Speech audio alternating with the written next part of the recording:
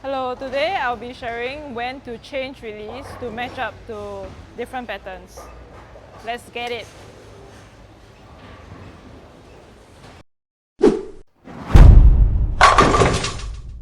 Usually I'll start off with my reality. I like Sherry, I don't have a benchmark ball. I always go with the strongest ball, then it's easier to know how far down I need to go. So I'll start with a reality and then I will throw with my forward release. Around 10 bots at the arrows.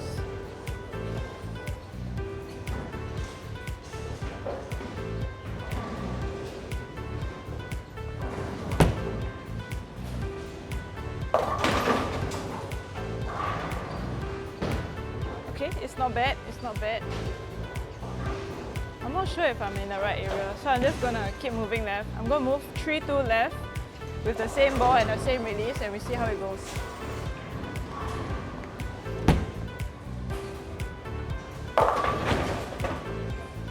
I think the ball is too strong. I'll try my phase 2 now. I think the break point is correct, so I'll keep the same break point and I'll move another 3-2 left.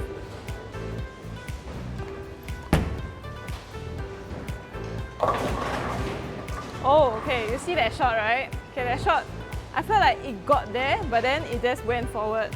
So I think at this kind of scenario, I would just turn it a bit more.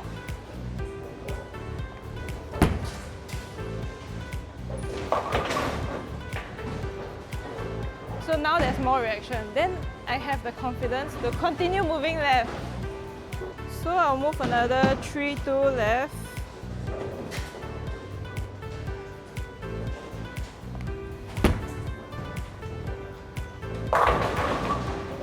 Found it!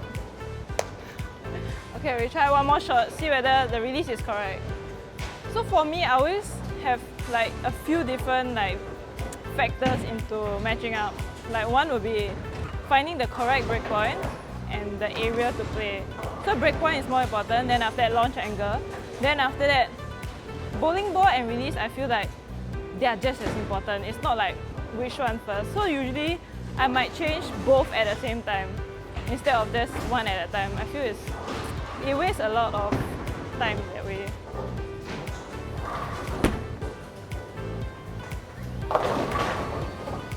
So that one I went a bit faster, but I still have area.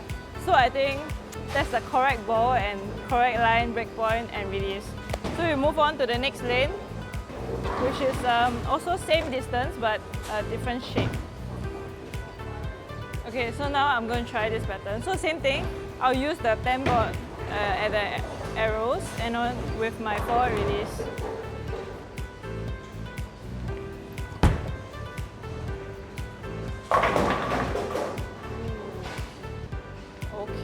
Okay. I felt like that one, the back end motion was more than that lane. So maybe I can keep my forward release and just move left. I feel like that's a 5-3 left. Okay, so what release were you using before? I always start with the forward release first. Yes. Then when I find that the back is very lazy, but the ball is very close. Like it read at the correct spot, but it's just that it needs more entry angle, then that's when I will rotate it more. So what happens when you rotate the ball a little bit more? What does it do to the ball motion? Two things can happen. So it's either or. One is the ball go even longer, right? That means that ball is not right. That means I need to go to an even stronger ball. For me, that's what it tells me. And then another thing is, when I turn, the other thing that will happen is it will react more. So it means that ball was losing energy, that's why it was going straighter at the break point to the pocket.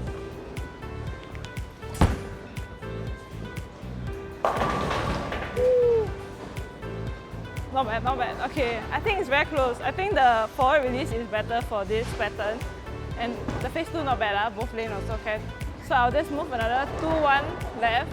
So when I move 2-1 left is I'm changing one board at the break point.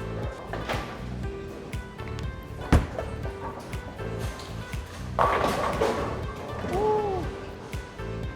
Okay, maybe I move too much. But let me just try for fun. Just I turn it a bit more. I think that was close, but something was missing. I'm not sure what was missing. Oh, did I miss right? Okay, wait, I try one more shot, okay, without changing anything.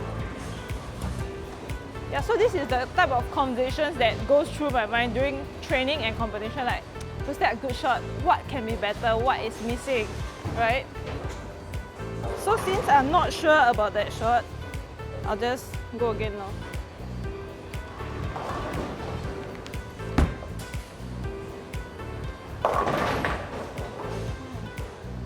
Huh. Interesting. Okay, what's interesting? Okay, so just now that shot, I thought it was either online or I missed right?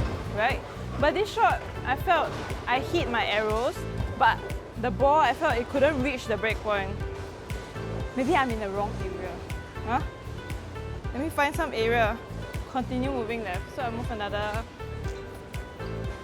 3 to left.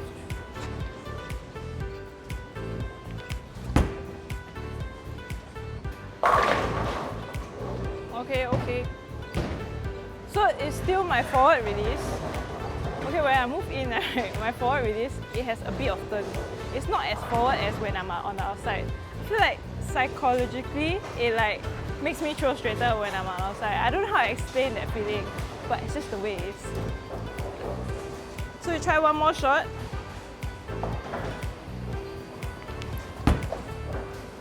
Ah! Sorry, I missed right. How do you work to get these different releases? Trainer.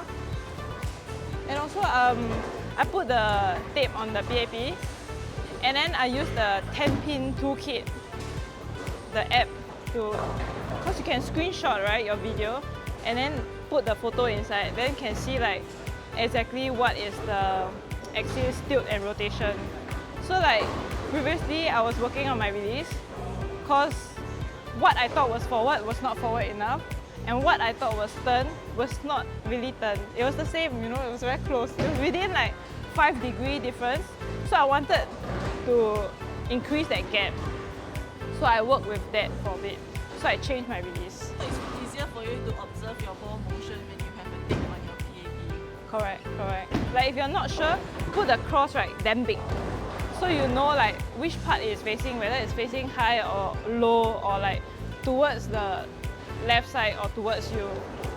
Also, you can take a video so you can replay many times and watch the ball motion. Yes, but PAP is very important. Like the easiest way to work on your release is foul line drills, because you can do it slow-mo. You know, it's like you can really feel it and just look at your hand, see what it's doing. Because sometimes what you think you're doing, right, you're doing something different. So you gotta add the visual element to it. So sometimes I'll just look and then I'll bowl instead of looking at my target. Yeah, one more shot.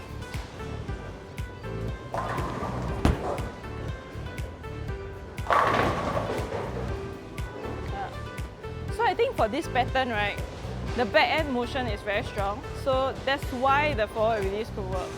So I think for patterns or lanes that is a bit lazy behind, you gotta turn it.